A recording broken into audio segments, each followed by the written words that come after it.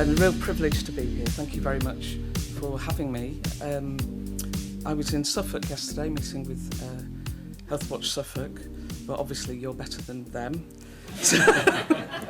No, there are some amazing Healthwatch across England. Most of the Healthwatch across England are amazing. And at Healthwatch England, we hold Healthwatch Norfolk in very high esteem for the work that you have done. And we're very impressed, and I'm very impressed today, with the very close working relationship that Healthwatch has clearly got with the different parts of the system, public health, the ICB, the trusts and so on, as evidenced by this very distinguished panel here. So that's really great. And relationships are the key, aren't they, to ensuring that patient and public voice gets into the system, and then you guys change what you're doing because of the experience of people. So I can see that flow, and the questions were very, very good, and the answers were great. And one of the things, and there's a tiny bit of discussion about inequalities there, one of the things that Healthwatch Norfolk has done to really great effect is work on accessible information. And you've spoken about that a little bit. That, for me, feels really core to the Healthwatch movement. It's people who find it actually difficult to navigate systems and even, understand things like letters from GPs or from the hospital, or know who to ring, or what their advice is about a cancer pathway or their medicines. And one of the things that Healthwatch Norfolk has done brilliantly, I know, has done this work on accessibility, including digital exclusion, that's made a really huge difference. And that will reduce inequalities, because that's about equality of access. If you can understand the letters and you can understand your treatment and you know where to go, that's one of the really basic things about health and care. And for me, it's very important in at Healthwatch England and everything we do.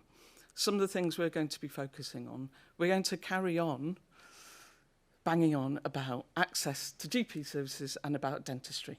And I know that you've been doing a huge amount there. Now, because of the work you've done, and because of the work Healthwatch England has done, you will notice that whatever you think of the new government, that both the Prime Minister and the Secretary of State for Health, with her ABCDs, has got doctors and dentists as a part of that. Now, I genuinely don't think that they would be mentioning dentists had it not been for the work that you've been doing over the years, and Healthwatch has been doing over the years. So that is a genuine achievement. We are feeding into what they might actually do, rather than just the kind of slightly superficial statements. But that's the achievement of Healthwatch England Network has been amazing. We are also going to focus on social care, because as colleagues have said, and as you all know, that the difficulties that lots of the health system are facing is because social care is broken. It means if you can't get the social care you need, then you're going to end up being transported to the hospital. If there isn't any social care for a care package to leave hospital, then this whole flow thing means that people are unnecessarily stuck in hospital and not getting the care they need. One of the things, so maternal mental health is another area that we're going to be looking at. So social care, access to primary care, maternal mental health, still a focus on long COVID, and a range of other areas that are going to be familiar to you. But one of the things I wanted to say today, and I'm only going to speak for a couple of minutes, is that nobody's really mentioned, there was a bit of an allusion to it, but nobody's really mentioned that this winter is going to be one, and already is one, of unprecedented pressures for the NHS and the social care system. So what does that mean for us? What does it mean for Healthwatch Network, Healthwatch England, the Healthwatch Network, and its relationship with health and care bodies? Well, it means that there is actual potential for more harm for patients and the public. If the ambulance doesn't turn up and somebody's fallen and they're on the floor for 7 hours, maybe they've got a hip fracture, then their risk of severe illness and death increases. So there are some really tricky issues coming up over winter. If there aren't beds in hospital, if A&E waiting times are very long, a whole range of issues. If people are still on waiting lists, they're not getting mental health care. then that's going to be really problematic. Workforce underlies that. So what can we do actually to help? Because sometimes over this winter, to be frank, because of all the pressures, even if we say this isn't working, the leaders in health and care might say, I'm really sorry, there's nothing we can do about it. So it might not be a performance issue. So what do we do to kind of support that? Well, one of the things I think we need to do is do more on supporting initiatives in the community to support people on the cost of living. And that has been referred to a little bit. You know, there was that thing on the Today programme this morning about people not being able to afford broadband at the moment and the implications of that on whether or not they're going to be getting digital appointments. So there are a range of things. I've started to hear that local Healthwatch are working with colleagues in the voluntary and community sector to direct people to food banks and to benefits advice. So it may be that we can help, and it may be that the ICB can say, yes, we're going to put some more into that to actually support people to be well, and indeed public health, support people to be well at home. And then I'm sure that you'll have a winter plan. Have you got a winter plan? Yes. We have. And one of the things I think Healthwatch need to do is feedback in real time how the winter plan is working. So sharing what the winter plan is and feeding back hopefully will be helpful to all of you. So that's another area. And then on supporting hospital discharge.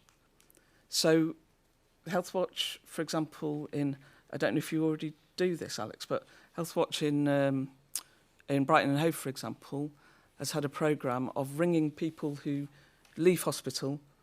Sometimes they don't need a full care package. Sometimes they just need somebody to check on them or bring them some food or, have somebody just visit to say hello. And that has shown to reduce emergency readmissions by something like 70%. So supporting discharge could be an option, and all the team will have an understanding of what might be best in that context.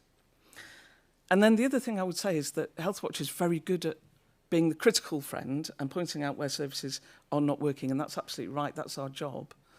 But at a time when morale in the NHS is probably at an all-time low, I think we should be really careful to also relay the positive experiences of health and care that people receive and get those back into the people who are working on the front line, so that at times they're hearing some good stories and they're hearing, actually, that worked really well and they had some really good care at the GP or in the hospital. So I think that balance, which I know some Healthwatch are really, really great at, would be good.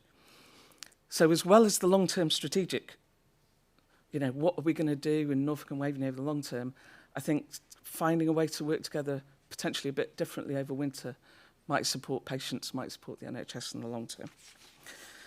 So, just very briefly, one of the things that Alex mentioned was that brand awareness of Healthwatch Norfolk has gone up. And brand awareness of Healthwatch as a concept, as a movement, has gone up. It was 34% of the general public had ever heard of Healthwatch a couple of years ago. This year it's 40%, so it's gone up. That's an average. Healthwatch in the east of England is 50%. So hats off to your communications people. And all you need to do now is find the other 50% and let them know about Healthwatch. I'm going to end on a slightly serious note because I'm concerned about the financial sustainability of the Healthwatch network as a whole. Alex pointed out that grant and aid and funds have reduced over time. That's the case for everywhere in the country, from around about nearly 50 million being given to the Healthwatch network when it started out 10 years ago. It's now around 25 million. And that's a real worry because we are needed more than ever to feed back patient and public experience into the system. So ongoing support by the County Council and the Integrated Care Board, I think, will be really welcome and for Healthwatch Norfolk and Waveney.